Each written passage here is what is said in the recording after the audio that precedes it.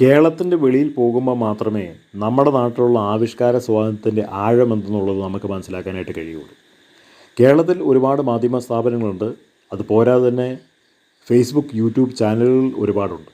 അവർ കേരളത്തിൽ നടക്കുന്ന നല്ലതും കെട്ടതുമായിട്ടുള്ള കാര്യങ്ങളെക്കുറിച്ച് നിരന്തരമായി പറഞ്ഞുകൊണ്ടിരിക്കുന്നത് കൊണ്ടാണ് കേരളത്തിൽ തിന്മ അടിച്ചമർത്തപ്പെടുന്നത്. ഇപ്പോൾ നമ്മൾ കർണാടക എടുത്ത് നോക്കിക്കഴിഞ്ഞാൽ ഷിരൂരിൻ്റെ വിഷയം, ലോറി പുഴയിൽ മുങ്ങിപ്പോയിട്ടുള്ള വിഷയം, അതായത് മനാഫിൻ്റെ ലോറി മുങ്ങിപ്പോയിട്ടുള്ള വിഷയം ഇത്രയും മാത്രം സെൻസേഷനാകാൻ കാരണം, വൈറലാവാൻ കാരണം മലയാള മാധ്യമ പ്രവർത്തകരും മലയാള മാധ്യമ സ്ഥാപനങ്ങളും അവിടെ പോയിട്ട് ആ ന്യൂസ് കവർ ചെയ്തുകൊണ്ടാണ്.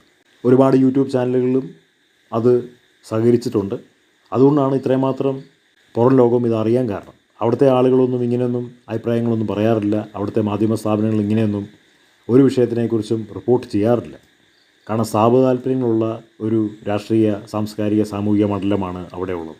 ഇപ്പോൾ ധർമ്മസ്ഥലയുടെ വിഷയവും ഇത്രമാത്രം സെൻസേഷൻ ആവാൻ കാരണം കേരളത്തിലുള്ള മാധ്യമ സ്ഥാപനങ്ങൾ അത് പോയിട്ട് റിപ്പോർട്ട് ചെയ്യുന്നതുകൊണ്ടാണ്. കേരളത്തിലുള്ള യൂട്യൂബ്, ഫേസ്ബുക്ക് ചാനലുകൾ അത് റിപ്പോർട്ട് ചെയ്യുന്നതുകൊണ്ടാണ്. അതൊന്നും കർണാടകയിലുള്ള ഈ ലോബികൾക്കൊന്നും ഇഷ്ടമല്ല.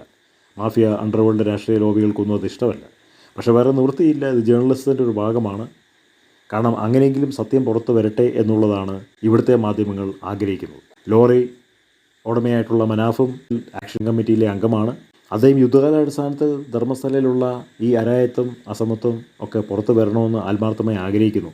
കാരണം ഒരുപാട് ആളുകളുടെ കുടുംബങ്ങളിലെ വേണ്ടപ്പെട്ടവരാണ് പോയിരിക്കുന്നത്. അങ്ങനെ ഒന്നും രണ്ടാമത്തെ ആളുകളെ കൊല്ലാൻ പറ്റില്ല. ഇത് സ്വതന്ത്രമായിട്ടുള്ള ഭാരതമാണ്. നമ്മൾ വിദ്യാഭ്യാസമുള്ളവരുടെ ലോകത്തിലാണ് ജീവിക്കുന്നത്.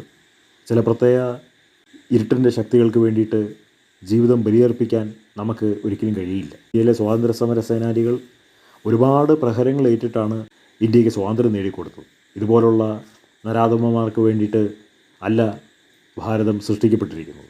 ഈ പറഞ്ഞിരിക്കുന്ന വൃത്തികെട്ടവന്മാരൊക്കെ ഇന്ത്യൻ ഭരണഘടനയെ ബഹുമാനിക്കാത്തവരാണ്.